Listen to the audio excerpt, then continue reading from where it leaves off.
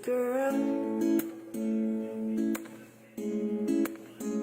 I look around to see the things that I can be, but then I have found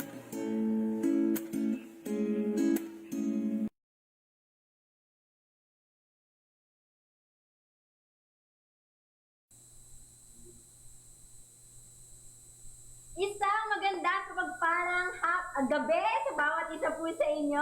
Ayan, a blessed Thursday evening sa bawat isa. At ngayon po ay meron tayong magaganap na mini vlog but not so mini vlog kasi po special ang edition natin ng ating live streaming for tonight.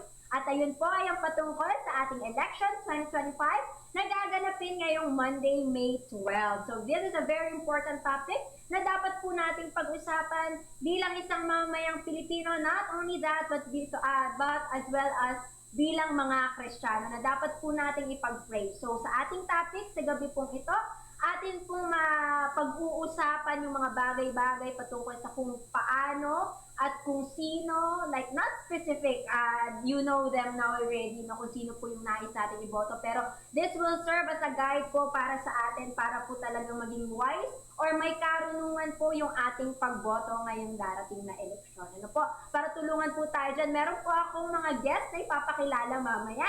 And though ako lang ngayon ang host nyo, I know na makakasundo natin sila kasi good na good ang vibes natin sa kanila later. Okay po? Pero bago ang lahat, no, bago ko po sila ipakilala sa inyo, gusto ko po muna na anayahan ng bawat isa na please don't hesitate to comment down below your opinion or any insight regarding about our topic. It matters.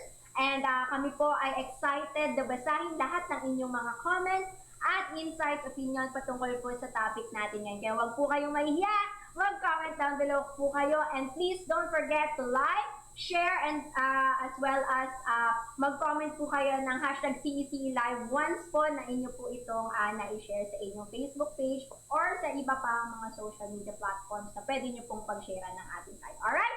So without further ado, ipapakilala ko na po sa inyo ang ating mga guests. They are first-year students sa ating PTES College in Advanced Studies kung saan po nagtapos ang inyo pong lingkod. So, I'm your host for tonight, Ate Telly. So, ang unahin ko pong tawagin na makakasama po natin sa gabi ito ay walang iba kundi si Pastor Jerwin Libaw. Yan! Hey! Woo! Hello po! Welcome po sa aming live ng formal on time for today's video. Kalmahan lang po natin kasi mabigat yung topic. At ang ating pangalawang guest for tonight, walang iba kundi si Pastor Val Casa. Welcome po sa ating live. Yan, sobrang masaya po ako. Yung kagalakan. Yan, sabi na siya po masaya kayo ngayong gabi. Kumusta naman po, Pastor Jerwin? Masaya naman. Anong masaya po? Happy. Happy. Say hi po sa ating mga audience. Hello.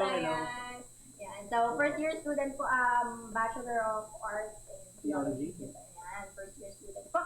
And then si Pastor Val, same course din po. So, kaway-kaway po tayo sa ating mga live audience.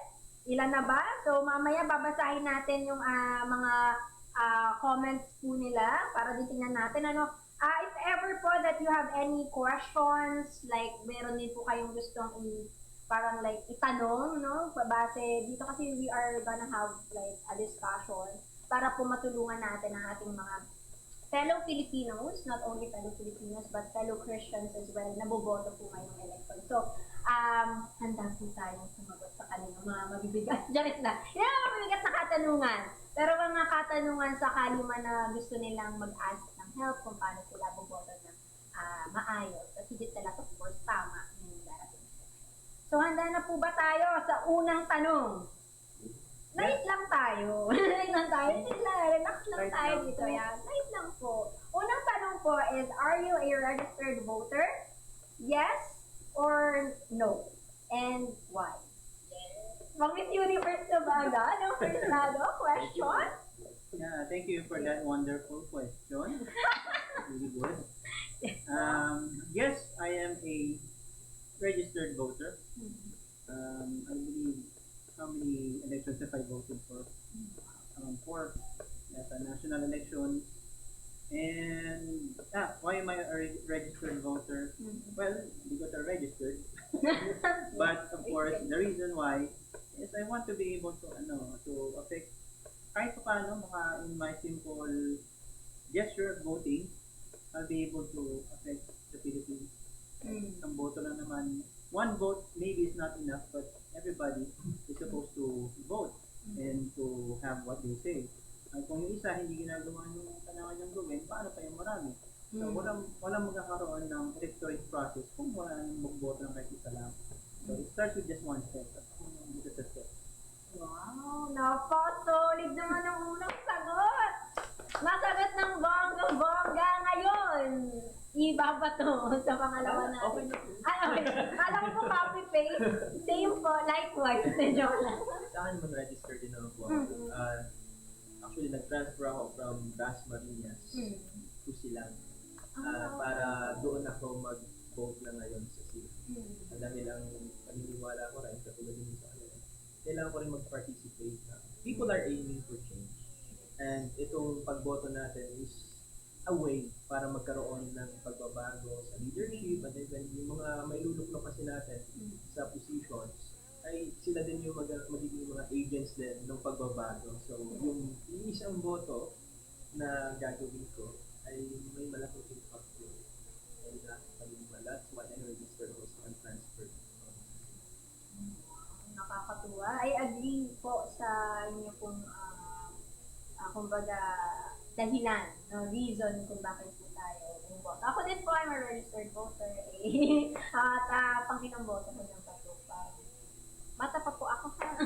So, kanina tatanong ko sana si Pastor eh. Kasi mukhang malalaman yung edad natin kung nakakailang boto na tayo. Joke lang po. So, ayun po, very important talaga po. Totoo naman yan na akala natin yung isang boto parang wala lang. Kumbaga hindi siya makaka-apekto. Pero, lahat ng number na yung nagkakount. At saka, natin yan, it's our responsibility and duty bilang isang Pilipino talaga na bumoto at mag-participate. At maging good example din sa ibang mga tao, and even sa mga kabataan na na bumoto din, mag-elect din, at saka mag-follow. As it's part of, pagiging Filipino citizen natin. And tama po kayo, isa lang yon pero malaki yung magiging impact. Parang kapag pinagpatong-patong niyo, alam niyo po yung Jenga. Di ba kapag meron kang tinanggal doon, babagsak. So, parang it serves din na bawat piece nun, importante. So, bawat piece, bawat Pilipino, importante. Importante yung boses, importante yung boto. So, yun po yung reason ko rin kung bakit ako nagpa-register at saka buboto. Okay po. So, bago po tayo mag-proceed, thank you so much for those wonderful answers. Magsha-shoutout po muna ako sa mga viewers. Hello po sa inyo. We have 4,000. 4 viewers na! Kami may iba dyan, galing pang duty, ganyan. So, di kaya may mga class. So, ngayon pa lang. Hello po sa inyo. Shoutout ko po si Pastor Ed Adra. Hello po, salamat po sa panunood. Si Kuya Ronan, ayan, may nag-good evening na. And si Ma'am Courtney Libaw. Ayan. Parang ka-apelido niyo po. Ano po po yun? Ay, anak. Daughter! Hello! Ayan. So, may tanong na tayo agad, registered voter na ba kayo? If you're a registered voter, comment down below. At paki-reason out. Paki-sabi po or pwede mong i-share kung anong reason nyo po, why you vote. Okay. Let's proceed to the second question po. Ngayon naman kay Pastor Val tayo magsisimula. Okay. Pangalawang tanong is, in the past national elections, what's your most unforgettable memory? Hindi naman tungkol sa nakasabay yung flash ko. Ay, ganyan! Pwede rin naman po, Pacquiao. Yung nakaraang election, actually, there was, nagkaroon ng hope of unity nung nakaraan. So, yung sa natin, like president and yung sa vice president, parang nagkaroon ng sense ng hope sa mga Pilipino at nagustuhan ko yun. Pero yan, somehow naging short lang yung hope na yun eventually. And naman. Pero ang nakita ko doon sa mga botante and din sa mga mamayang Pilipino na nagkaroon talaga sila na may chance na magkaisa yung bansa natin dahil malaki yung effect na yung mga leaders natin nagkakaisa eh. So yung, ito na siguro yung chance na yung mga pipiliin natin ng mga leaders hindi magkaaway. So yun yung nakita ko, yung previous natin na reflect. So yun yung hindi nyo po makakalimutan sa naging previous election natin, like 3 years ago, tama po ba? If I'm not mistaken. National. Or national election. So, ang laki at ang tindi din ng yung ingay ng panahon na yun. No? So, anything to add po sa naging unforgettable moment? Yung iba na, yun yung isa sa positive na nakita ko. Yung sa negative side naman na nakita ko, during that time, people are, they were starting to unfriend. Ayun na. Kasi nga, masyadong yung mag-init. na-mention ko kanina is one lang yun, party. Na nakita na nagkaroon ng hope doon sa unity. Pero yung mga iba din na meron silang, syempre, mga iba-ibang pinipili ng mga leaders at dahil hindi sila nagkakatugma ng pinipili, si nanay, si anak, unfriend.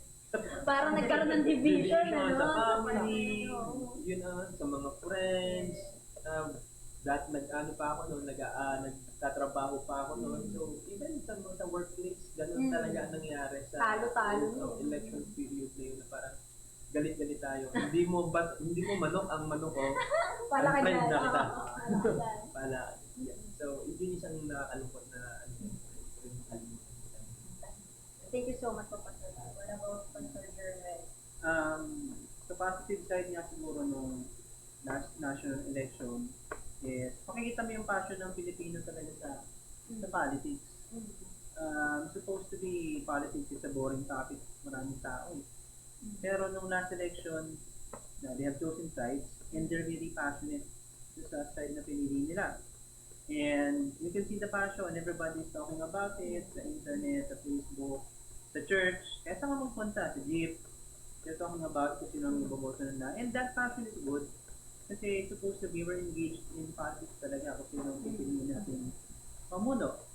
So, if you're not interested in politics, then who's gonna be interested about that? Kasi supposed to be politics is who's gonna be governing you here while you're staying in the Philippines. So, ngayon yung isa sa mga maganda siguro nakita ko last time na pakita mo passionate ng Pilipino sa politics. Pero yung negative side niya, ang sinabi ni Ibal, is yung passion led to a lot of passionate disagreement between each other. So because you like someone or you like this, I can't win you over to my side, unfriend. Or even sa what's saddening about this, even the church, supposed to be the church is the first people that is united. Kasi it's united in Christ. Pero pagdating sa politics, pagkatapos mag-sermon sa kanya-kanyang grupo, everybody is talking about kung sino yung manok nila, and then if they disagree with each other, they're in bad terms na. It's supposed to be Christians and not like that. So, nakikita mo na yung division between not just sa mga tao, sa Christian, supposed to be, wala siya, nandun siya because of the last kulay na election. So, yung natatandaan ko talaga yung the division and the passion ng mga tao last time. I think pare-pareho tayo ng unforgettable moment. Bukod sa pumila tayo at mainitan ng bongga-bongga, kung sakali mang katanghali ang tapat tayo pumunta, is hindi natin makalimutan kung gaano kaingay ang Pilipinas ng mga panahon. Grabe, no? Social media, kaliwat kanan ng posting. Parang kung i-compare natin siya from the other elections, medyo tahimik eh, no? Yung mga nakakaraan. Kumpara nung nakaraang election natin, talagang nag-ingay ang masa. At talagang nakita mo na, ay, possible. Though sabi nga kanina ng Pastor Barrett, parang nakita lang natin yung short, parang short term. Pero nakikita natin na may hope na kaya pala ng mga Pilipino talaga ng magkaisa din sa bagay na yun. Talagang feeling ko parang ang dami-daming bumoto eh. Parang halos lahat bumoto eh nung nakaraang election. So, yun, napakagandang tingnan, no?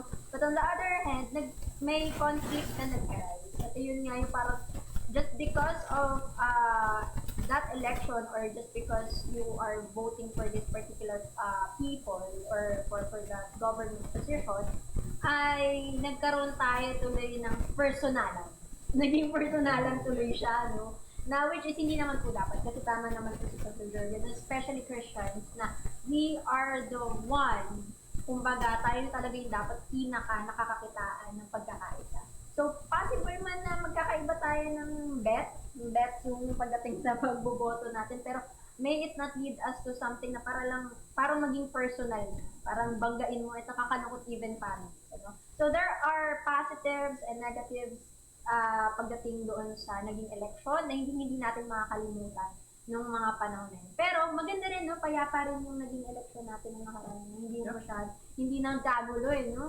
So, maganda yung ating mga naaalala, no? Though meron din isang side na ganun nga, na parang naging negative din impact. Pero at least, meron tayong hindi makalimutan. Ngayon kayang darating na eleksyon, meron kaya tayong something na magiging unforgettable din sa atin. So, abangan natin yan sa Monday, okay? So, I'll proceed with the third question. Pastor Jerwin again ang magsisimula. So, will you vote on Monday? Speaking of that, why or why not? Yeah. Siyempre, I'm going to be voting this coming Monday. The reason is just the same. I want to be able to exercise my right as a Filipino. It's given to me by the Constitution, and sayang naman, hindi ko gagamitin.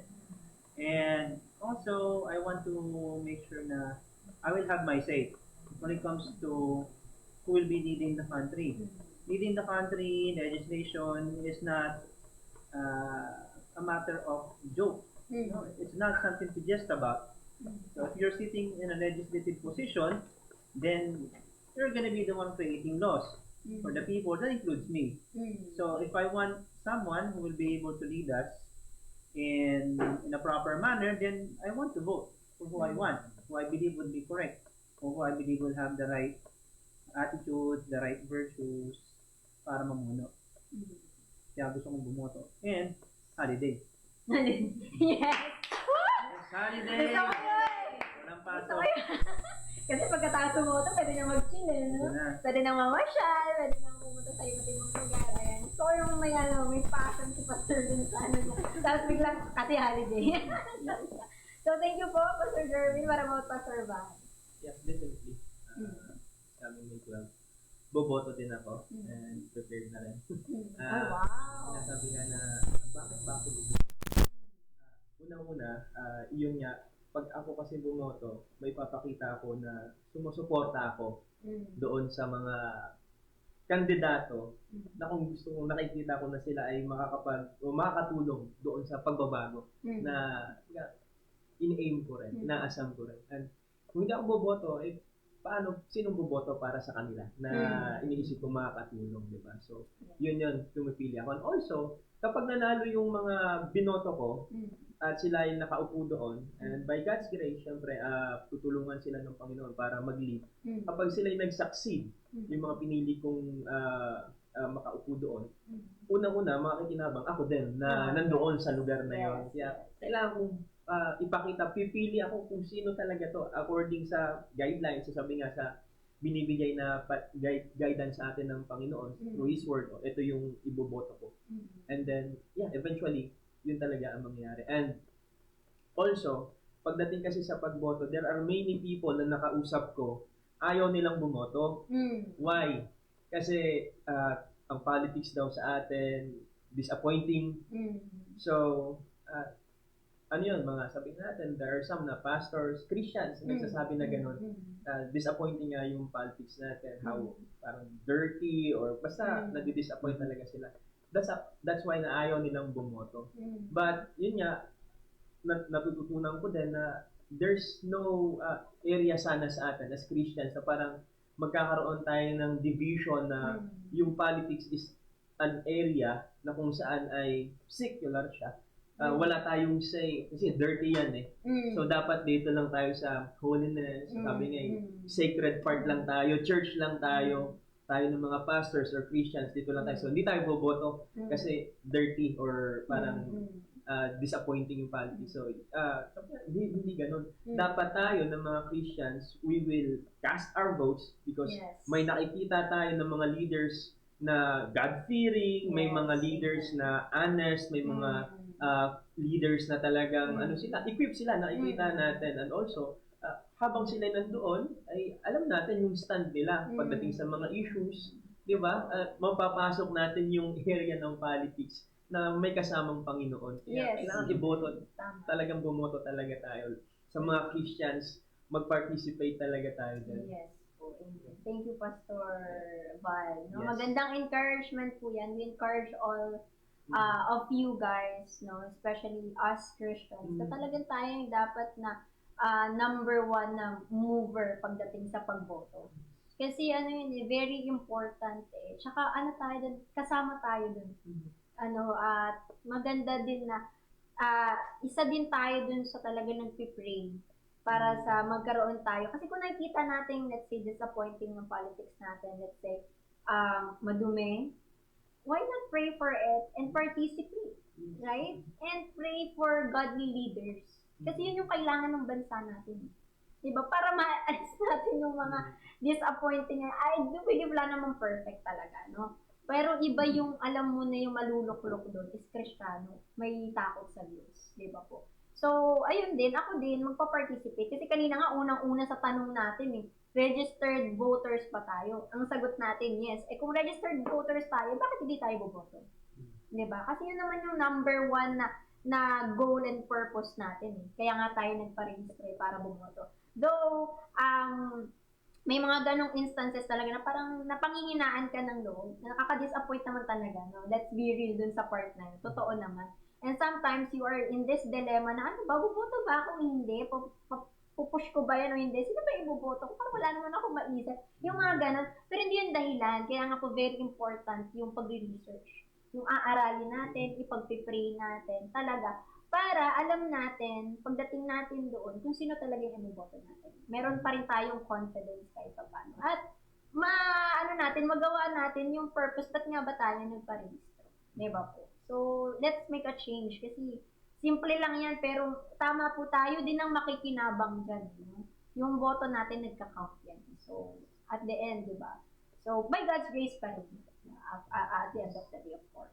Alright, thank you po. Mukhang pabigat na yung mga tanungan at sagutan natin. Ay, any additionals po? Pwede naman po. Hindi po tayo haharang. Go po, go. Kung meron po. Gusto ko lang siguro mag-add sa sinabi ni Ivan na bakit ba yung politics is considered taboo when it comes to Christian talk? May nabasa ko, amutang ko sinunod ko, pero sabi, pwede sinasabi nila maapektuhan ng theocracy o siguro ng church. Yung sinasabi nila. Pero yung values man lang, may lagay mo sa politics, malaking bagay na yun. So, pagdating sa politics, kung may nalagay mo Christian values, bakit hindi? Diba? Pwede naman. Ang ganda nun. Kailangan natin yan. Kasi, by that, unti-unti na yun. Diba? Na, nandoon yung pagbabago. So, bago po tayo mag-proceed sa ating ilang taon na parang feeling ko, dami na natin mga tanungan, pangatlo pa lang pala yun. Out of 10. Yay! Nasa na. Amazing. It's no longer mini eh. So, magsha-shoutout muna tayo. Hello po. Kay Sis Faith Habaga. Classmate daw po nila. Shout out. Kay Dean. Hello, Dean. Kay Ma'am Ruth Del Rosario. Hello po, nanonood. And she has a comment. Ang sabi po ni Dean Ruth is, good topic for now generation. Makiisa. Ayan. So, vote wisely tayo mga kapatid. Ayan. So, ayan, para makahinga-hinga lang ng konti, ano po? Para sa susunod na katanungan. Pang-apat na tanong ay, when Christian leaders pray over or endorse candidates in their own church, what do you feel and think about that? Ano po yun? Tapos nauna si Pastor Gerwin kanina, it's your time to shine, Pastor Val. Ayan. Thank you na naman sa yeah, praying. Mm. Pag sinabi po natin praying for those candidates, I agree or I believe na kailangan talaga natin ipag-pray yung mga candidates na yun. Especially yung mga gusto nating iboto. Yung gusto natin na mailuklok doon. Kailangan natin silang ipag-pray dahil they really need God's guidance. So, praying is very essential para sa lahat ng mga tumatakbo. But when we say na God, in front, o sabi nga doon mismo sa church, ay magkakaroon ka ng endorsement. No? Sa likod, particular sa likod ng pulpito, like say, pupunta siya doon and like magkakaroon ng campaign or there were sabay na mga candidates before dahil nagpa-pastor din po ako sa isang local church and may mga nagpaabot ng mensahe and they said, pwede ba kaming pumunta dyan? And somehow, sabi nga, merong konting sasabihin, no? Actually, hindi ko inaano.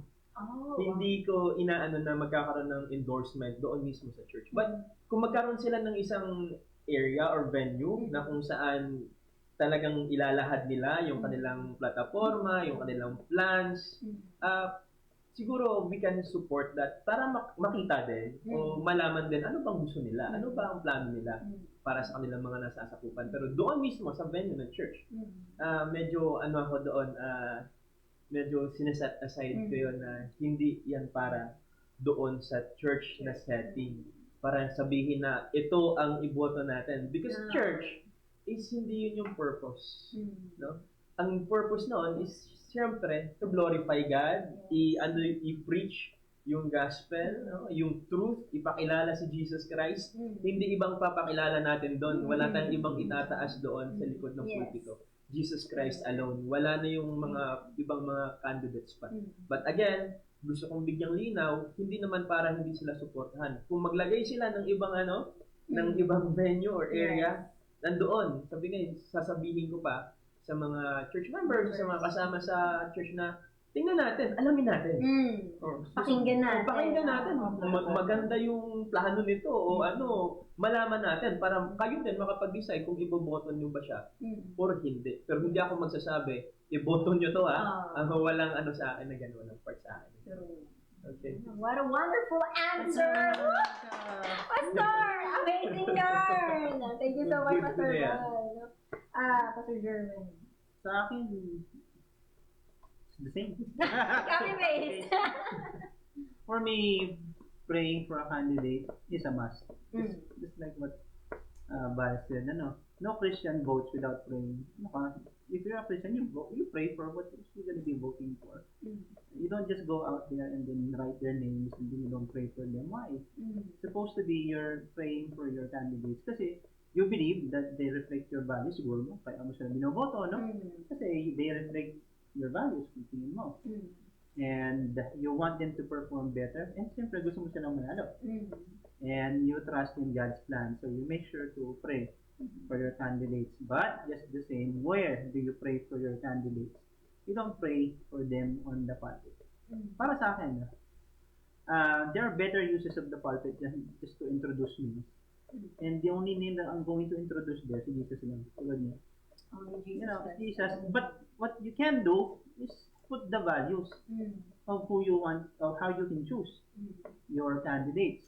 No, merong guidelines kay Moises, si Jethro, meron din sa Titus, merong binigay para sa mga mamumuno. Sa church, sabi nila, hindi pwede yan, church lang naman yan. Yung tayo mamimili ng pastor, we're not going to be choosing pastors. Why are we going to put values ng deacons or ng elders supposed to be for politics?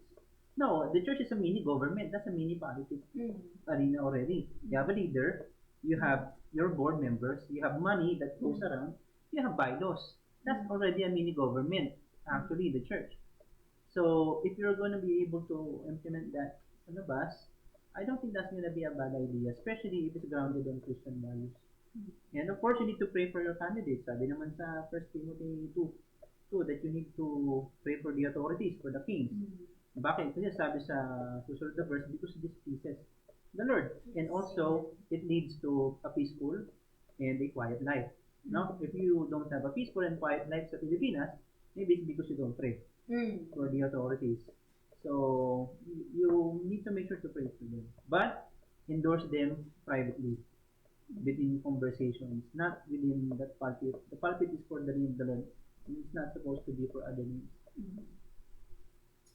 Wow, amazing. Ang heavy! Grabe talaga, no? Parang nagkukulit lang talaga ako dito. Ang bigat-bigat ng ano Mapagod natin, na. eh, no?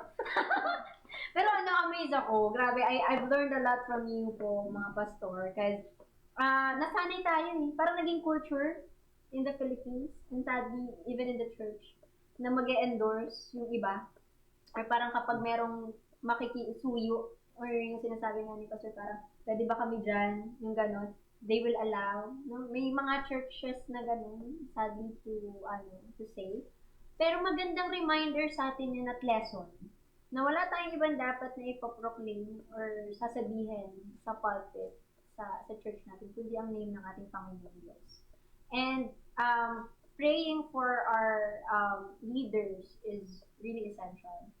So it is for us and for our country, and sa pag-guide din sa atin kung paano tayo buboto ng may wisdom na nagmumula sa ating Panginoon. Di ba po? So very important na ipag-pray natin sila. Di ba? Shout out tayo! Hinga ulit! out. Hinga! Kasi medyo mabigat ang susunod. Shout out. Dito tayo kilalain. Shout out! Uy! Meron tayong mga sumunod na, hindi ko, ayan, meron ako nakikita. Shout out kay Teacher May Labiano. Hello, thank you for watching. Isang A naman dyan, friend. And we also have Jeneline De Leon. Hi, Jeneline. Classmate too. Classmate Classmate. natin A ulit. Ayan. Wala lang. And Ate Dada, bravo, hello po. Ayan, sobrang supportive ni Ate Dada sa atin. And we have Teacher Ads Constantino. Hello! Salamat po sa inyong panonood sa amin. Again, if you have anything to share to us when it comes sa ating topic for tonight, especially sa mga questions na nabigay ko po sa inyo, please don't hesitate to comment down below your insights or anything that you wanna share with us, or if meron din kayong mga katanungan that will help you or guide you this coming election. So, handa na po ba tayo? Si Pastor Jerwin. Energy. Energy! Yep. Kailangan po ng energy niya. Pastor Jerwin. Nakabahan lang po sila. Ayan, okay na po lahat. Ganito po talaga pag lahat. Sorry. Ayan, so, pang-limang tanong. Our fifth question is that, this is very rampant in the Philippine politics. Ano po? Political dynasty. Any comments? No No comment. po. No comment. No comment. Pisado next question, please. Meron naman. Political dynasty. Political dynasties is rampant na yan dito sa Pilipinas talaga. Yung nga, sa Pilipinas, it's not the platform you sell, it's the name. Like you sell, the last name. Supposed to be is what you sell. The last name sells. Dito pa lang sa ating lugar, di ba? Isang apelido, mga ganun. So what can we say about political dynasties? Ako, my stand, if you earned it, why not? If you earned your position, if you're good in what you do, it just so happens you have the same name, so what? That's good. Pero most of the people that run with their last names and family names, they don't earn it. Maybe their lolo did, maybe the father did, but they're running kasi there's nobody else that's gonna be running.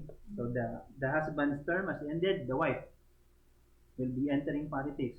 Hindi ko sinasabing wala siyang alam, pero ba't siya pumasok? What does she know about it? That's the question. Pero kung she earned it because she has a degree, nakapagkonsihal na siya and she's excellent, then why not?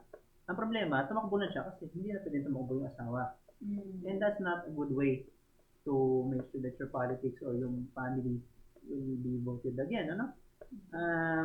Sa national state lang, yung mga mga names, parang sila rin yung nakikita mo. Sa senatorial slate, may makita ka diyang mga iba't ibang, mga pangalan na pare-pareho yung apelido. Sa political dynasty, siguro sa akin yan, only if you earned it. Walang masama if you earned the name. So, but if not, please don't. Just don't do it. Yes. Ganda ng point ni Pastor doon. Any comments, Pastor? Yeah, to add with that, Pa. sinasabi nga natin na nangyayari na talaga siya. Nangyayari na talaga siya. Actually, hindi lang sa local. Ngayon, makikita natin kahit sa mga senatorial bonds natin ngayon. Talagang pare-parehasan ng apelido, magkakapatid, isang pamilya na actually. And isa din tong mainit na pinag-uusapan. Sila mismo nagsasabi na kailangan talaga may guidelines, kailangan talaga makontrol ito. Dahil pag sila, sabihin, isang pamilya o isang grupo na nandoon, na nag-lead, minsan kasi yung danger kasi walang nag-check or wala bang titingin sa mga ginagawa nila because they're coming from the same na family. Okay na yan. Okay na kay tatay. Wala nang masabi si anak kasi okay na nandun na si tatay, nagsabi na siya. So, isang family lang sila. So, kahit na minsan medyo sablay na, ay dahil nga wala nang iba na tumitingin sa ginagawa nila, tuloy pa din. Tuloy pa rin yung ginagawa nila. And actually, marami na tayong mga nakikita dyan na kung saan yung mga pamamalakad sa mga from the governor, sa mayor, andun, magkakapamilya sila, di ba? So, in-approve yung project ni ganito ng mga kamag-anak. Lahat ng dinaanan noon ng mga opisyales, the same na family din, so mabilis i-approve pagdating sa kanila. Pero pagdating naman sa mga mamamayan na ordinaryo, parang pahirapan pa. So yun nga, ang sinasabi natin na parang ma-check din ba? Kung hindi isang pamilya yan, another group of people naman yan, i-check, oy, teka, medyo ka dyan sa decision mo na yan. Unlike na iisa na lang ang isip nila. So tama po, ang ganda nung ang ganda nung pagkakatingin natin dun sa bagay na yan, in a sense na wala namang masama. Wala namang masama na let's say magka-apelido nga sila or parang isang family, pero dapat kahit papaano may masasabi tayong napatunayan. Tama po. At saka hindi dahil lang sa parang mag-run lang sa kanila lang umikot dahil established na yung name nila no? And yun yung kadalasang nagiging mali natin kasi sometimes nakatingin na lang tayo dun sa pangalan, hindi doon sa skills or doon sa qualification ng tao. Kasi inisip natin na dahil meron siyang ganong pangalan, yung nagawa nung may ganong pangalan, kaya din itong may ganong pangalan. Yung ganong logic. Pero minsan, hindi natin nakikita na maaaring hindi naman talaga para siya doon. Sadyang dalal lang niya yung pangalan na yun. So, makaka-apekto yun sa atin. So, hindi porket pangalan nila yun, lahat sila ay may yung para sa ganoong service talaga. Doon sa ganong posisyon talaga. So, we should be voting wisely even to that part. Kasi yung iba natatakot silang putulin Diba? Kasi akala nila, ito lang yung may kakayanan na may magandang maging contribution o mapatakbo yung certain place or yung mismong bansa natin. Diba? Pero magandang reminder sa atin yun na dapat pa rin tayong tumitingin dun sa kung ano ba yung kakayanan ng isang tao. Hindi lang dahil sa pangalan or sa apelido nila. Hey, question nila. Yes. Question mo sa kanya, question natin sa... Ala, bakit ako? Very light lang. Oh, din! Ang tanong ko lang, sino may kasalanan na may political dynasty dito sa Pilipinas? Sino may kasalanan na pare-pareho yung pangalan tumatakbo? Tayo may kasalanan nun. Oo, totoo. Tayo bumoto nun. Totoo. Kasi lagi natin binomoto yung pangalan. Sa amin, pinanggalingan namin. Paano binoto ito? Alam mo namang hindi naman magaling yan. Kasi boboto pa ba tayo hindi taga dito? Bago lang naman yan dito. Hindi siyempre yung dating pangalan na that's not a very good way to vote. Kasi ang tagal na lang dyan, wala namang ini-improve yan dyan eh. Paano ka boboto ulit? Totoo. Sabi na, definition daw ng crazy is you keep on doing the same thing and expecting different results. Walang ganun. Yeah. Pakiusap lang, you vote for wisely kahit di siya nag-register para tumakbo. So true! Ang ganda nun! At dahil dyan, ay nakikita ko na merong may mga nagko-comment na po. Medyo lang, may mahaba na. Mainit na. Ito na, umiinit ang upuan. Magbabasa muna ako. Una sa lahat, muna tayo kay Pastor D. Sabi Pastor D, vote wisely. Iboto natin yung mga candidate na ipaglalaban ang interes ng taong bayan. Next is kay CJ Del Rosario. Nagpa-shoutout lang naman siya. Sabi niya, classmates ko po yan, Valwin Duo. May fans club na, guys! Hi, CJ. Hashtag Valwin. Ayan. And we also have Raymond Diasis. Mga bossing ko po yan. Sabi nila. And kay Faith Habagat naman, hi classmates! Sabi niya. And dito tayo kay Ate Dada. Merong shinare si Ate Dada. Sabi ng Ate Dada, talagang mahirap pumili ng kandidato. Lalo, hindi mo naman talaga sila kilala kung sino talagang totoong may puso at karapat-dapat. Akala mo mabait, tapat, pero naku, nagrarot si Ate na. Naglalabas na walay pala. Sama na no. Kaya sa Lord mo na lang talaga iasa. Mahirap manghula, kaya mag-pray na lang. Alright. So, ay medyo mahaba to, may extension. No? Kay Miss or kay Sister Malien Rima Barcenas, sabi po niya is, ang hinihintay ko sana ay magbigay ng guidelines ang church or leader sa congregation kung ano ang dapat basehan o qualification ng pagpili ng iboboto. Dati, immature ako pumili ng iboboto Nabiktima din ako ng popularity at kung sino ang iboboto ng majority ng mga kaibigan at loved ones. Kasi immature mag-isip, pati reasoning. Pero mula 2010, natuto na ako. Mag-assess ng track record ng kandidato at humingi ng discernment sa Diyos para tama at best ang pagpili. So, nag-share ng si Miss Malien ng kanyang parang personal testimony pagdating sa kanyang vote. No? Kung ganun siya dati, natututo tayo kung paano talaga bumoto ng tama at maayos. Shout out po kay Chaplain, Pastor Reverend Roberto F. De Fiesta. Hello po. Watching. And yan. Meron pang isa. Sa akin ang political dynasty according kay Ma'am Malian Rima Barcenas. Kay Nanay Lita Ferrer, sabi niya, tama ka po, Pastor. Kasi merong mga bagay na sila lang ang dapat humawak at sariling agenda. Sana maisip nila na bigyan din ang iba ng may kakayahan magsilbi sa ating bayan. Okay, thank you so much po sa pag-comment nyo at sa pag-share nyo po sa amin ng inyong pong mga opinions at saka personal kumbaga testimony din pagdating sa pagboto nila. Shout out po kay Pastor Marvin Cruz. Ayan, hello po. Hello po. Ayan, salamat po sa panonood.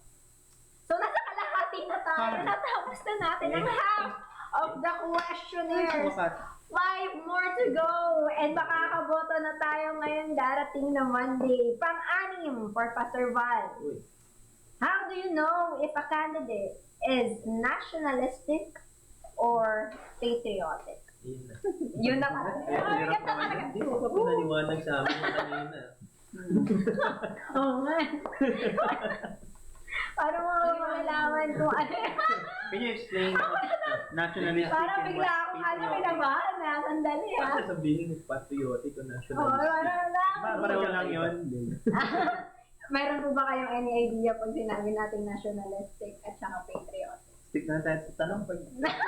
Sabi ko na tinanong yung dati. Nationalista, kasi nationalistic, nandun yung, yung kanyang, sabihin, nationalistic, nandun yung, anong term dito? Yung kanyang pakikiisa, o yung kanyang, kung makuha tuloy yung word Nationalista. Yung side ba niya, nandoon siya sa bansa. Sa bansa niya mismo. Okay. Yung interest niya, nandoon sa pangunahin top of the list niya, dapat una muna yung bansa Bansa. natin. Ano mang mga mangyayari dyan sa iba, Walang, unahin natin Oo, yung bansa natin. Medyo ano siya, medyo exclusive Exclusive, yes. pag That's sinabing correct. nationalistic. Pag ano yung isa pa, Patriotic. patriotic naman, medyo inclusive naman siya na itong bansa ko to, parang may pagkaka-involvement doon sa ano sa parang unity ba na kasama ako dito. Parang ganun yung approach niya. Unlike yung isa parang ito kami. Ito lang kami. Ito kami. Ito kami. Patriotic naman, kasama kami dyan. Ang ganda ng sumama kami.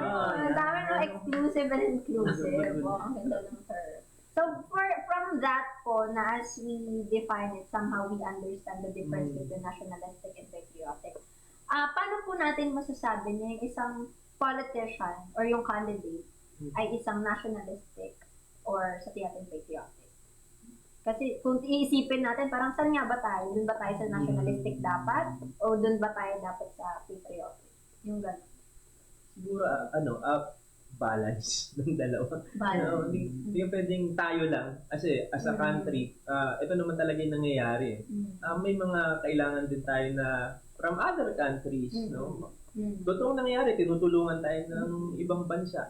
Kailangan nating ma-maintain yung maayos na relationship from other countries din. Dahil kung di natin ginagawa yun, ito lang kami, siguro wala naman sigurong country din na magsusurvive na siya lang. Totoo. Pero pag sinabi natin kasi na patriotic ka, hindi naman sinasabi na makikipag-tie up ka sa lahat ng yon in the expense na mawawala naman ng sense of ito tayo ng mga Pilipino. Maging susunod-sunod Yung na lang identity tayo. Yung natin, identity natin naman mawawala. So, ipaglalaban din natin kung ano din meron tayo at i-develop din natin kung anong meron tayo. In the past, nakita natin na ginagamit actually yun ng mga tumatakbo na mga sabi niya natin na gustong may upo sa position, that ipinapakita nila yung patriotism nila, that we love our country and we will go to such island and pagdadala ko hindi na ako kanya ibig sabihin na sinabi niya yun no? Para makuha ba yung puso ng mga tao na gagawin ko to show na patriotic ako mahal ko ang bansang Pilipinas. Pero hindi lang kasi pag sinabi mong patriotic ka, na in words mo lang, makikita mo talaga bang paano mo siya ipapakita sa gawa talaga. So, ginagamit, nangyayari, ginagamit nila yan, na yung patriotic part. Sa nationalistic part, sa akin lang, hindi masyado. Pero emotion kasi ang tinitira pagdating sa atin sa mga Pilipino. Very emotional tayo. Emotional nila lang. Mahal ko ang Pilipinas, mga ganyan. So, kailangan din nating balanse na dito. Nationalistic and patriotic. So, ganun. So, doon natin makikita na itong kandidato na to is nasa nationalistic side or patriotic side. Especially if hindi lang sa salita, kundi sa gawa rin. So, kaso lang, minsan minsan nakakakiliti sa tenga no? Parang akala mo, with conviction yung mga peg nila, no? Pag nandun na pala. Sinabi na mahal ka, pero hindi pala. Grabe na yung hugot na yun. At dahil nasaktan si Pastor, siya na ang sasagot. Paano po natin malalaman kung isang kandidato talaga ay nationalistic or siya ay patriotic? So, how would you know kung ano siya, nationalist or is patriotic? Kapag ang kandidato may post sa harap na bandila na kagano'n, patriotic. So, Matik na yan. pero ang dami-dami kasi yung mga kandidato naman na kagano'n. Hindi porke kagano'n yun sa bandila, nationalista na yan or patriotic or he loves the country. How would you know? His actions would say. So, tingnan mo muna, kaya nga research is a very good tool pagdating sa pagboto. You guys have your cell phones for a reason, no? Hindi na yan pang ML, hindi yan pang tingin ng latest trends. No? Pang tingin din yan kung anong ginagawa ng candidates. what are the candidates doing? Ano yung projects nila? Kapag sinabi niyang mahal niya yung Pilipinas, yung ibang projects niya, inuuna niya yung Pilipinas. Meron ba siyang mga proyekto para sa mga mamamayang Pilipino? O hindi? O meron ba siyang mga proyekto para pang sariling interest lang? Makikita mo yan, the internet is there, madali mag-research. Kasi you have the power in your cellphone lang, in the tools of your hand. So, paano mo malalaman? You take a look in what they're doing. Ano yung plataforma nila? Ano ba yung mga nagawa nila dati? Ano ba yung mga nagawa nila para sa kanilang local na lugar, kung local officers sila dati? So, paano mo malalaman? It's just on their actions naman. And based on your research, kung nationalista ba sila or they're patriotic. Wala naman ibang paraan para malaman mo eh. Research mo lang siya. Hindi porket nagpa-picture siya sa harapan ng flagpole na may bandiyan Pilipinas na Matik na agad, no? Hindi naman eh. Kasi, let's face it, maraming politiko artista. Totoo. So, dyan lang sila sa sa election nakaharap sa flagpole. Pagkatapos niya, nakatalikod niya sa flagpole, saka sa'yo. Ito na mabuti. Kung ano yung ginagawa na, ano yung research nila, ano yung mga proyekto nila. Yan no? Para malaman mo. Tama. Ano yun, very important talaga na titingnan natin yung background. Tsaka kung ano yung mga na-establish na ba nila or yung mga kahit pa paano nakitaan natin sila na may ginawa talaga sila. Tingin napaka-importante nitong part na to ng question natin. I don't know if you agree with that, no? Kasi ano yun eh, isang basihan yun sa ating mga Pilipino sa pagtingin kung sino yung dapat natin iboto. Kasi kung hindi natin alam kung yung kandidato ba na yan is nationalistic ba talaga o patriotic, wala lang, randomly we will just pick those candidates kasi matunog lang yung pangalan nila or kasi gusto lang natin sila. Pero hindi tayo nakatingin dun sa mismong nagawa na nila. Kasi sabi nga nila is action speaks louder than words. So, ibig sabihin, it's more than kung ano lang yung sinabi nila. Kasi madali yan eh. Karamihan sa kanila, napakagagaling sa public speaking. Pero, pagdating na sa service at sa office, wala na. Ito yun yung sad. Kasi tayo yung naapektuhan eh. Di ba po? At dahil dyan, didiretsuhin ko na po sa ating pang-pitong tanong. Tapos na kay Pastor Valdemina, babalik tayo kay Pastor Jerwin. Which is, ang tanong on the 7th question is, what kind of senatoriables are you rejecting? Pero, wait. Kalmahan natin sa part na to. No dropping of names. No dropping. Sasalita na. Si number... So, anong mga senatorial goals yung reject po? Siguro yung parang more on titingin tayo siguro sa qualification. I mean, sa kanila or paano ba? Sige, ano ba? Gusto kong sabihin na yung Pilipinas kasi, our Filipinos are fun people, di ba? We like fun. We like parties. We like fiestas. We like lights. The problem is, it's incorporated na sa politics natin. Una, hindi ako boboto dahil magaling siya sumayaw. Mga nagbubudot. Wala akong pakialam siya sa sumayaw. Kung nasa ibabaw ng jeep, sumasakay siya sumasayaw siya namimigay ng jacket, wala akong pakialam. Kasi pag umupo yan doon sa legislation, hindi yan namimigay ng jacket, hindi rin niya sasayaw. Gagawa yan ng batas. Marunong ba siyang gumawa ng batas? Marunong ba siyang tumingin kung ano yung legislation na dapat kailangan ng Pilipinas? Yan dapat ang alam niya. Madaling mamigay ng jacket. Bibili ka ng jacket, mamimigay mo ng yan. Pero pagdating mo sa legislation, hindi yung madali. Kasi you're going to take a look kung ano yung mga current laws ng bansa. Paano siya i-improve, ano yung kailangan ng bansa.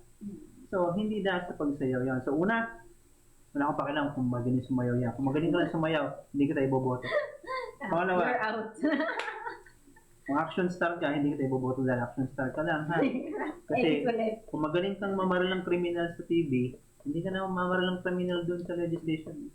You're going to make legislation ulit. So, hindi po kit actor, iboboto ka yan. So, sino yung mga reject ko? Hindi ko sinasabing dahil actor lang mga hindi marunong gumawa ng batas. Hindi ko boboto yan. Kasi, hindi sila nandoon para doon. Pag pumunta ka sa Jollibee, nag-apply ka, marunong kang magprito ng manok. Marunong kang gumawa ng french fries. You know how to cook fried rice, mga ganon, sa restaurant. Para siya senatorial boards, hindi mo kailangan marunong gumawa ng batas. Ano yun? Kailangan marunong kang gumawa ng batas. You understand the law para you're able to create the laws for the people. Bakit? Kasi kung susunod sa law na yun kapag ang law hindi maganda, kawawa naman ako. Kaya, ang sinunod ko, basta hindi marunong gumawa ng batas, hindi ko yung bumuto. Wow, what a nice lodging. Tama. Ito yun. Because they are the lawmakers, right? Oo. Attorney. So tama, no? Yung nag-vote for someone who doesn't know the law and doesn't know how to create a good law for our country. What about, thank you so much, Pastor Gerwin. What about Pastor? Thank you very much. Pastor Van? This is one of the issues also na kinakaharap natin. Yung sinasabi nga na namimigay, namumudmod. Ano bang term pa doon? Na, parang ninong ng lahat. Show me the... Diba? Nangyari talaga siya. And kapag ganun na klase na kandidato, yun ang ibubungad na mamimigay, mamumudmod na kung ano-ano man, ikis agad yan. Dahil, bakit ka namimigay? No? Yun pa lang, pinapakita na agad dun yung corruption kasi. Yes. No? Binibili mo, o sabi nga, yung iba, ano lang naman konting ano lang yan. Pero, why? Why do you do that na mamimigay ka? And also, pag nagbigay ka, yung fund na yon na ibinigay mo, saan ba galing yun? Di ba? Kung ikaw ay nakaupo na, ano naman to?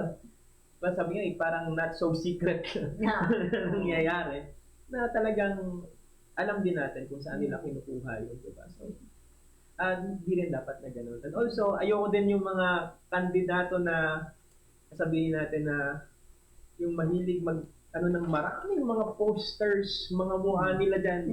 Ayoko rin ng gano'n. Pinalalagay yung pagmumukha. Para kahit saan ka tumingin, nandun yung face nila. Oo, di ba? Yes, magpakilala ka. Ipaalam mo yung yung plataforma mo, yung mga plans mo. Pero hindi na yung nasa bus yung mukha mo, kahit saan kalumingon nandun yung mukha mo.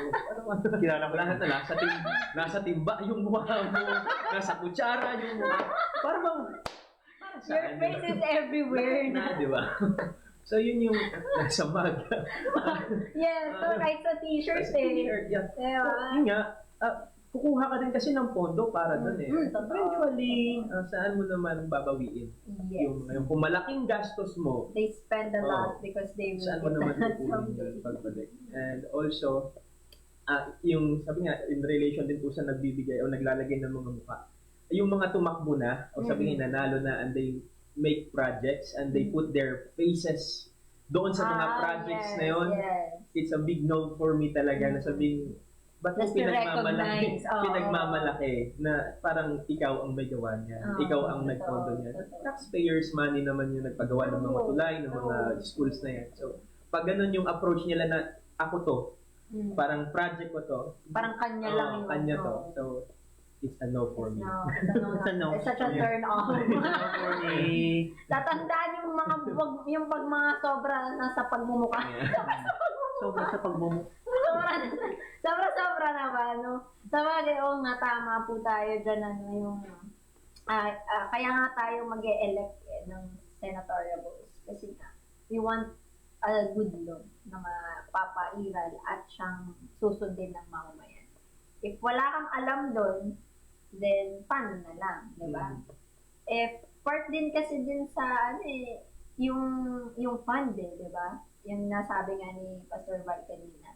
At saka yung humility dun sa part na, alam mo yun, hindi mo naman kailangan ipagduldulan na ako talaga yan. Kasi, naging parte ka doon. O ikaw nag-lead, pero madaming, madaming nakiisa, madaming gumawa niyan para magawa yung isang bagay nila. At the same time, buong mamamayan yun eh. Layan nga po yung tax natin, yung bayad natin. So, talagang dapat lang na mapagawa yung proyekto na yun. Kasi para naman yun talaga sa atin. So, ang marirecognize is tayo din dapat, diba? No, alam natin na kaya nagawa yun is because of his or her good leadership. Diba? So, yun po yung mga kailangan natin isalang-alang. Another tip na naman po sa atin para alam natin ngayon kung tayo po ay maglilista, no, as we write down. Kasi very important that we should write down the names and numbers ng mga kandidato natin this coming May 12 para mabilis tayong bumoto. Ano po? Is tingnan natin, ilatag natin, gawa tayo ng draft, no? Kung sino-sino yung mga pangalan. And simulan natin tingnan yung mga ano nila, nagawa nila, background nila, i-research natin sila. And then tingnan natin, ay, meron akong tatanggalin dito, mukhang hindi siya for this. Hindi siya para dun sa posisyon na yan. Pwede po natin yung gawin. No, it will help us to wisely talagang i-filter kung sino ba yung karapat dapat na ilalagay natin sa balota. Ano po? So, meron pa. Ay, may mga gusto ko to. Very ano sila. Very participative sila ngayon sa comment section. Alright, punta tayo. Shout out. Kay Rose Larry. Natural, hi. Kay Shane Manibaw na currently watching po sila. Shout out po sa inyo. And, eto, si Nanay Lita Ferrer, meron siyang comment about dun sa kailangan eggies. Na, aywan ko ba? May frustration. Aywan ko ba? Ang lalakas ng loob pumasok, mga magagaling umarte. So, may ano doon, ay, di ba? And next is si Ma'am Malian ulit, sabi niya, yung naka 2 or 3 terms na pero wala man lang kahit isang batas na siya ang PA or principal author. Yun yung kanyang AEs, yun yung kanyang excluded pagdating sa kanyang iboboto. At meron pa po, yung mga magkakamag-anak or may political dynasty. Ayaw na talaga sa political dynasty. Pero okay lang po yan. We're very open for your comments po. Anything that you want to share. Again, we encourage everyone to please participate. Please like and share this video, this live streaming. And share this on your Facebook page. Or Facebook account, rather. Ang aming pong Facebook page. Hi, makakahinga na tayo. 3 more to go. Let's go to number 8. Pastor Val, what are the top qualities or values you look for in a senator? Yeah. Yung tinitingnan ko kasi po dyan, yung Word of God, yung Bible po natin, very vocal, sabi nga, very, siya na, nilalatag talaga niya. Yung mga values na dapat na tinitingnan natin, or qualifications sa isang candidate. Para mas mabilis lang maalala. Marami nga kanina na-mention, mga guidelines na dapat natin sundan. Yung gusto ko doon, yung kay Jethro nga, nung napunta siya kay Moses, and to select yung mga itatalaga ng leaders. And maganda nga doon, makikita natin, leader para sa 10, sa 50, sa 100, sa 1,000. So, mas maliit na grupo hanggang sa malaking na grupo, so sa barangay hanggang sa bansa, isang buong bansa, makikita natin yung mga values na yun o yung mga katangian na yun. So, una, ang nakalagay doon at ito naman talaga ang dapat natin maintindihan, dapat maka-Diyos. May takot sa Diyos. God-fearing talaga. So, alam niya yung salita ng Diyos, ano yung kalooban ng Diyos, yung principles na ito yung nais ng Diyos talaga. Pag may mga usapin, ngayon maraming mga sinasabi nga ng mga sensitive na mga issues, ng mga mainit na issues. If we choose a leader, kailangan alam natin na mag-arise man yung mga issue na yon, mag-stand siya doon sa kung ano ang kalooban ng Diyos. Ano sinasabi ng salita ng Diyos? So, yun yung unang qualification. Pangalawa doon, ang sinasabi din po na siya ay dapat bihasa. Pag sinabi nating bihasa, not in the sense na perfect na siya. But he is willing to learn, he is a master also. Sabihin natin, alam niya talaga yung ginagawa niya. For example, yung sinasabi nga natin, expert siya sa pag sa mga senators, ano bang trabaho ng mga senators, di ba? Sila ang gumagawa ng mga ng mga batas natin. And if you put someone na hindi bihasa sa paggawa noon, iba yung expertise niya, medyo may hirapan siya, di ba? And also, magsasuffer din yung mga tayo, ng mga mamamayan. Kung hindi siya makakagawa ng mga batas na maganda, na hindi siya bihasa doon. And yung pangatlo, and pang-apat, pwede na natin pagsamahin, yung sinasabi nga po doon na dapat ay siya'y mapagkakatiwalaan at hindi masusuhulan. Yes, absolutely. Magkasama yan eh. So, titingnan mo, mapagkakatiwalaan ko ba ito? No? So, yung kandidatong ito ba? Ano man mangyari, dahil God-fearing siya,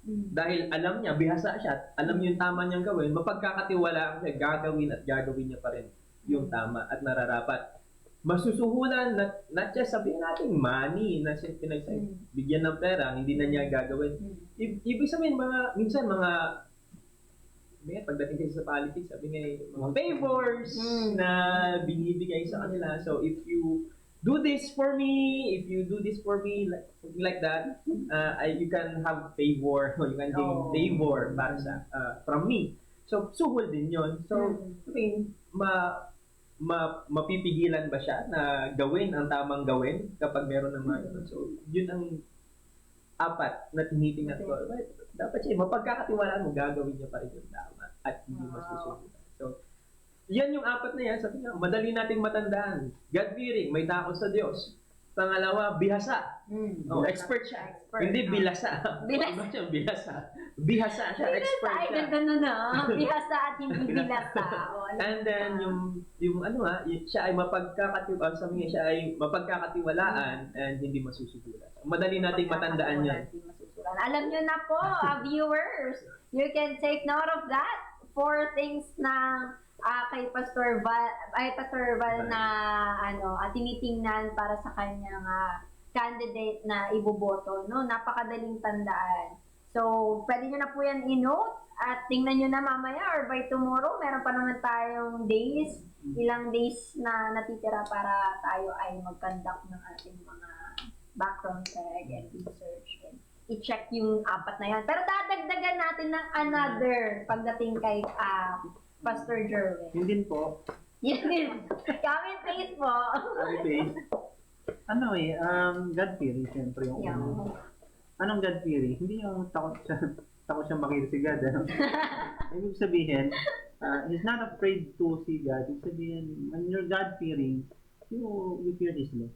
And you fear that if you're going to stray away from His values, from His ethics, if you're going to disappoint yung mandate na binigay sa iyo ng tao o ni God. Si God na nagbibigay nga pala ng mandate sa kanila. So, supposed to be, if they're God-fearing, they're instilling their values sa kanilang trabaho as senators, as legislators, or leaders of the country. Expected na dapat God-fearing siya. Kasi kung hindi siya God-fearing, ano yung kinakatakutan niya? Mas nakakatakot yun kung wala siyang takot sa Diyos. Kanya siya takot. But dapat, he is afraid of God in a sense that he was given the mandate by God Himself and supposed to be going to do His job excellently. Kasi binigay ni God yung trabaho niya sa kanya. And, siyempre, dapat siya, transparent, siguro. One of the serious things sa isang politiko is hindi siya transparent. If you're not transparent as a politician, that means you're hiding something. Kapag hiningan ka ng salin, papakita mo. Salin? Bakit hindi mo papakita? Hindi, may tinatago pa. Kung ayaw, i-invoke yung bank secrecy law. Pwede naman. But as a public official, you must have no fear in showing them that ito yung ginagawa ko sa pera nyo. Ito rin yung ginagawa ko sa pera ko. Magkahiwalay. So, kung hindi siya mapagkakatiwalaan sa pera niya, lalo hindi siya pagkakatiwalaan ng pera mo. Yes. Siyempre, dahil tax mo yun So, dapat transparent siya. And, sa susunod, dapat naman, he's a man or woman of his word. No? Ang problema sa politiko, kapag nangako, wala na. Pato. Pinangako lang niya sa iyo. No? Marami akong, sinong nakakalala ng 10,000 dyan? In all comment section.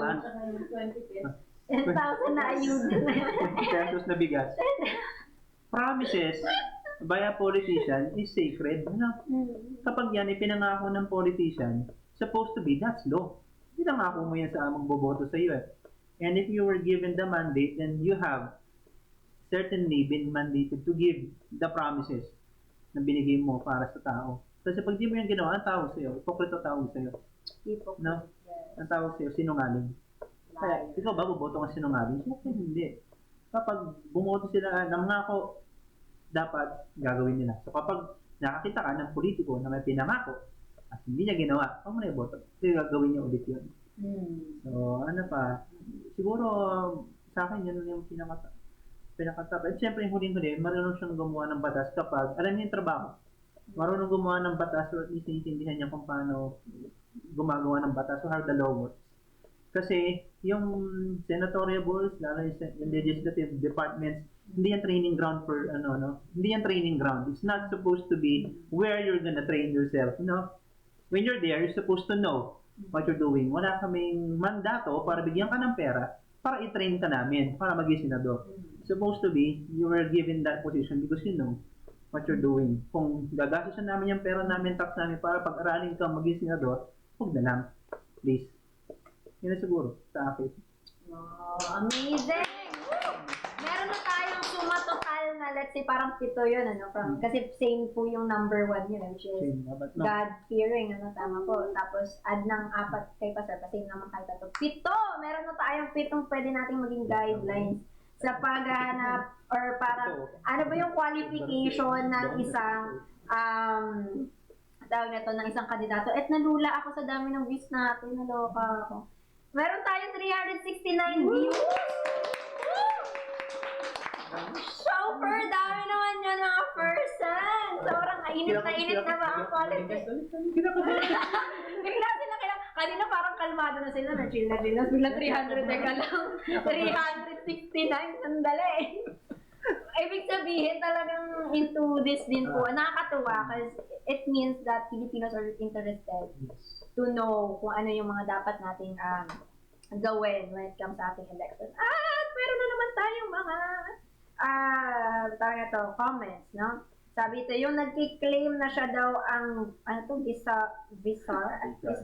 Vicar of Christ. Okay. Yung nagsasabi na masyado ng madaming batas, hindi naman daw nakaahon ng Pilipinas.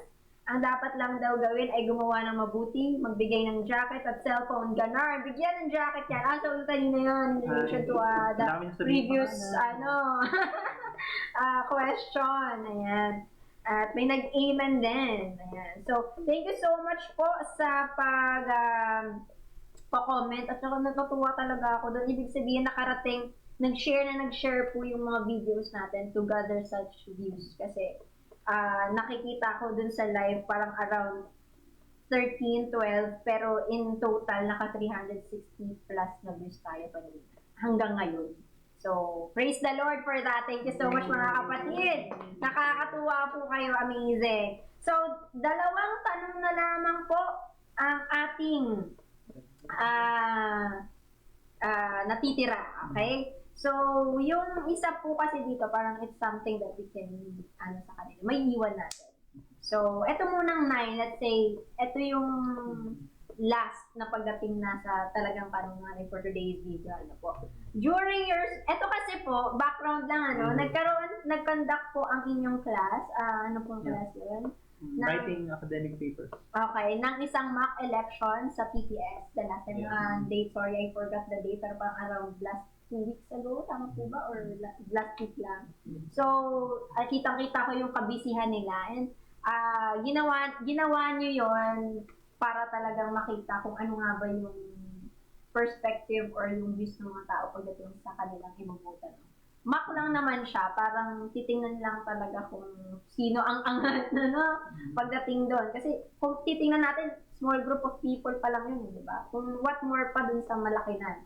So, during your school's mock election, were you satisfied with the results and why?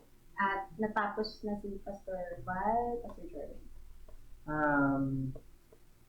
Results ng mock elections, to be honest, I'm neither satisfied nor dissatisfied.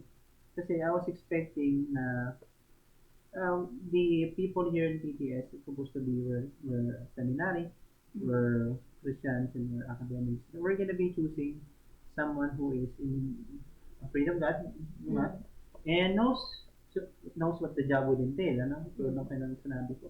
And hindi ako na-disappoint in the fact na hindi ako dissatisfied na lumabas naman. Ang problema lang, magkahiwalay siyang tao. So, meron tayong God-fearing person kasi nag-try kami sa isang position sa 1. So, merong God-fearing tao, but he's not knowledgeable pagdating sa paggawa ng batas. At meron isang hindi God-fearing na tao, pero knowledgeable sa paggawa ng batas. So, I can see here na yung PTS, once a person wants to put a senatorial board that fears God, and also knows the job. Ang problema, parang Magaling. mas rare pa siya sa Diamond na makita. Kaya nakita siya sa dalawang tao magkahiwalay. Hindi ko na sabihin yung pangalan. Pero parang kilala ko. Magkahiwalay sila ng tao. Matik na. So, I was expecting kasi yung isang lumabas kasi talaga. Kasi it's a Christian institution. So, you're looking for a Christian. Yung nga lang, iisip ko, lalabas ba siya? Kasi hindi naman siya magaling na legislator. Maraming legislator na marunong. Pero lumabas siya at meron siya katandem. So, ang hope ko, nakita ko na the people here in PTS gusto nila talaga ng God-fearing person Yes. and knows the job. It just so happens na magkahiwalay siyang tao. Two different people. So, let's pray na merong lalabas na tao na God-fearing talaga and knows the job. Kasi yun ang kailangan natin. A 2 and 1 person for the... Wag yung dalawang tao. Kailangan nasa isa lang. Nasa isa. Yes. Important. Let's pray for that. Thank you so much for that. What about Pastor Maren? One of my observations po doon, yung ginawa po kasi namin na mock election, no? Kasama po kami doon, si Pastor Jerwin, and shout out pala sa mga nakasama namin. Shout out! Si Ann, Sa inyo. Thank you for your si Elder effort. Francis, Elder Francis. Ayan, kasama po namin sila, headed by Ma'am Michelle. Ma'am Michelle. Hey, shout out. Mark. Shout out. Pastor Mark. Pastor Maren, shout out. So, nakita po namin doon, kinuha lang po kasi namin top 6. 6 lang kailangan nilang iboto na yun yung gusto nilang maging senator na po. Pero kahit 6 lang ang kailangan nilang ilagay na pangalan, they find it difficult na makuha yung 6. Ibig sabihin, may bumoboto, 2 lang, 3 lang, 4 lang. For the reason na sinasabi nila, hindi namin kilala. Sino ba tong mga to? Sino ba tong mga nandito? And ang nakikita po natin dyan, na kulang, o sabi nga, kailangan pa natin kilalanin yung mga bumuboto, yung mga tumatakbo, o yung mga iboboto natin. We still have, first day? We still have 3 days. Maraming na yun. Kailangan kasi natin, yun ang nakita natin kulang doon na maglalagay tayo ng mga leaders natin, pero hindi natin kilala. Kaya nga sabi, eto na lang. Paano kung meron pala doon na qualified? Meron pala doon na hindi ka kilala o hindi mo kilala, pero Maganda pala yung hinahanap natin. Yung dala-dala ng mga plano, mga plataforma, maganda, pero hindi mo kasi siya kilala. So, yun ang kailangan nating bigyan din pansin. Awareness, o talagang sipagan natin. Yan siguro, sipagan natin na kilalanin yung mga kandidato natin. It's about time na, sabi nga kanina, wag na tayong tumingin doon sa mga magaling sumayaw. Wag na tayong tumingin doon sa mga may mga ibinibigay. But tingnan natin, sino ba to? Ano ba yung mga ginawa niya? Ano ba yung mga gusto pa niyang gawin? Kilalanin pa natin sila. Para mapuno natin. Hindi naman pinipilit na punuin yung 12, pero at least kilalanin. Totoo yan. Doon tayo naglalak pagdating sa knowledge natin kung sino ba itong mga tao. Kasi tama nga naman, hindi natin alam, maaaring may lumitaw nga dyan na nandun pala yung rare dahil mo hinahanap natin sa kanya, di ba? Pero sadyang hindi lang siya too popular kasi maaaring nasasapawan nung maingay or matulog na pangalan, di ba? At yun yung mas pine-prefer ng iba kasi, kilala ko na to eh. Ay, kilala naman to eh, di ba? Paano naman yung iba na nag-try at gusto talaga doon? Kasi nga, meron sila nung dapat na hinahanap natin sa isang kandidato. Diba po? So, maganda yung, yung ganun, maganda nagkakandak din ng ganyan every election. So, to evaluate, evaluate yung stand, and then to give us as well something na pwedeng ipaalala sa atin. Kagaya nga yan, nakita na observe nyo during the time ng nag-mock election kayo, parang majority dun sa voters, hindi nila kilala lahat. So, ibig sabihin, kailangan natin sila nang i-remind na, hey, we have few more days to go. Parang ang hirap naman kilalanin yung sa senatorials pangalan, dami ng pangalan, paano pa kaya yung pinaka-bottom part? So, kailangan isa-isahin mo sila, kailangan alamin mo kung sino sila. Ilan na lang yung araw na mayroon, di ba? So, I think yun yung isa sa mga nagiging pagkakamali nating mga Pilipino. Kaya lagi tayo nakakapagluklok ng isang tao sa posisyon na hindi naman siya yung karapat-dapat talaga.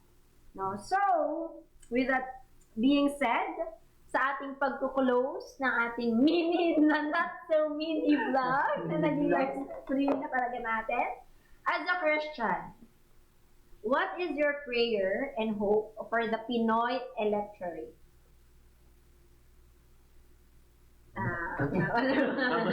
Tinagtitigan na talaga kami. Yeah. Ayan, bilang pagtatapos natin. As a Christian, sa atin, no, na talagang may relationship sa ating Diyos. Ang ating reminder, ang panawagan, prayer natin para sa lahat. Sa pagpili po natin ng ating mga ihahalal natin, ibubuklok natin sa pwesto ng mga candidates ngayon. First, kailangan talaga natin makita yung takot nila. Hindi dapat talaga mawala. Maraming tumatakbo na wala pang gano'n na relationship sa Diyos. Wala mang perfect na relasyon sa Diyos. But somehow we can choose doon sa mga nandoon.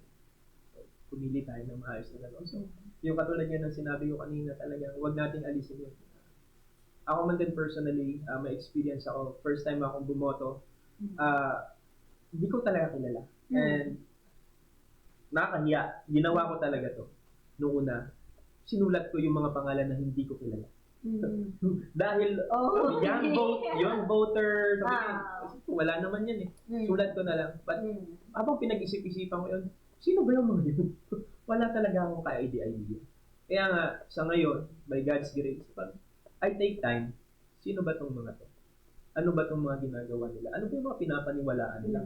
Kasi baka yung mga pinapaniwalaan nila as Christians, sabi, sa atin as Christians, yung pinapaniwalaan pala ng gusto natin, ito, ano na pala, hindi na naka-align doon sa mga gusto din natin, no? Yung mga pinapaniwalaan natin. And also, dagdagan pa natin talaga ng sipag. Sipagan pa natin. Sa ngayon naman, hindi na ganun kahirap eh. Hindi na ganun kahirap na kilalanin sila. Bukod doon sa kanilang mga ginagawang rallies, bukod doon sa ginagawa nilang mga sa TV, ganun, advertisement, no? So, bukod doon, meron na sa mga cellphones natin, we can, tingnan natin. Google it. I-follow mo sila sa Facebook nila, ano mga ginagawa nila, ano mga post nila. Makikita na natin doon. So, sipagan pa natin na kilalanin natin ating mga kaligtas. Thank you so much, Pastor Val, for that huling pag-encourage mga viewers natin. What about Pastor Jerwin? Ang hope ko lang for the Filipino electorate is they vote niya for the person na knows Christ and knows his goals, knows his values, what he values, his ethics. Kasi it's important na ang kandidato mo is may sinusundan siyang ethics sa katawan.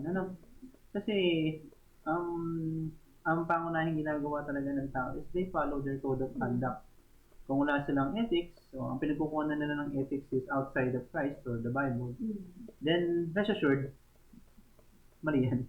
Kasi it's not gonna be, parang suntok sa buwan. Makakuha sila ng tamang legislation para sa iyo kasi hindi na alam yung gagawin nila pagdating sa mind of God. So, una talaga, God-fearing talaga ang una na piliin mo. So, may tamang susulusin. Pangalawa, please vote for someone that knows the job that they're going to undertake.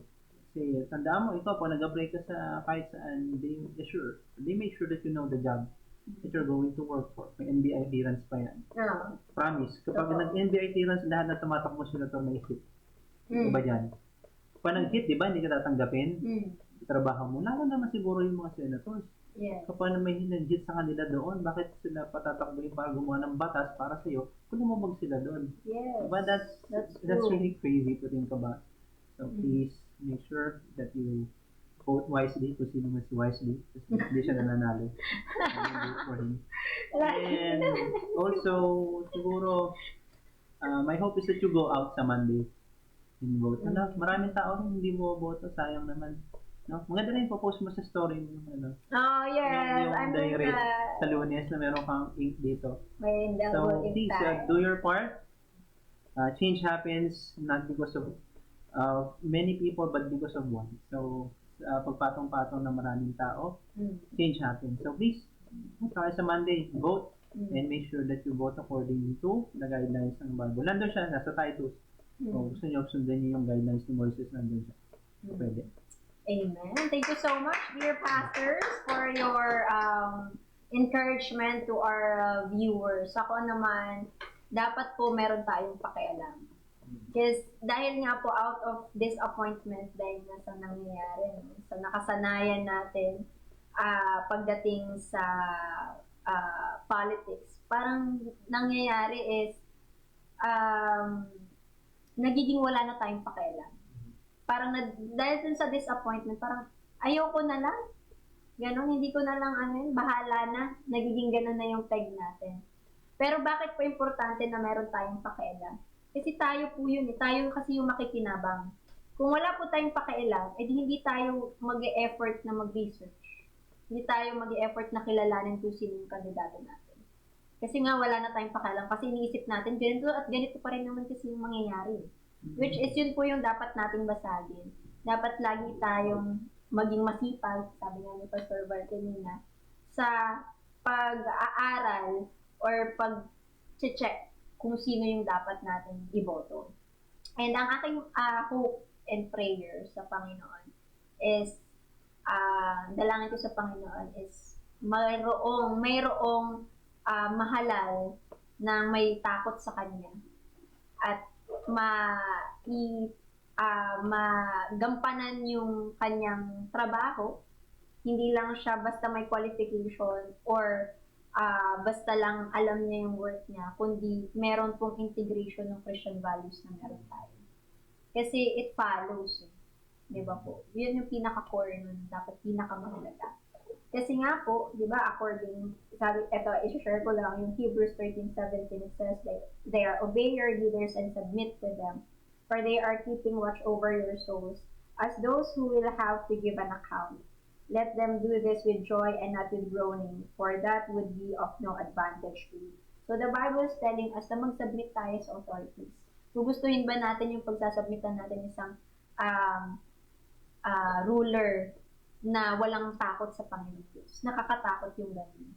No? So, at saka, magiging example din sa susunod na generation natin. Diba? Kung maayos yung leader natin, hindi meron tayong maayos na pamamalakad, meron din tayong mga susunod na mga kabataan na alam kung paano maging transparent, honest, at hindi corrupt. No? Hindi lang naman yung corruption sa pera, madaming klase. Diba po? So, yun po yung aming encouragement na iiwan sa inyo. Again, vote wisely. Sama-sama po tayong mag-My Day on Monday ng ating mga daliri. Paki-post sa Facebook that you voted. Let's go out and let's vote on Monday, May 12, 2025. And good night po sa bawat isa. Again, thank you so much for staying with us. I think it's around 400 plus na yung naging ating viewers and 50 plus comments. Grabe po, no? Thank you so much for engaging with us in tonight's live streaming. Don't forget the hashtag Values Education for the next generation. See you on the next live. Bye. Bye.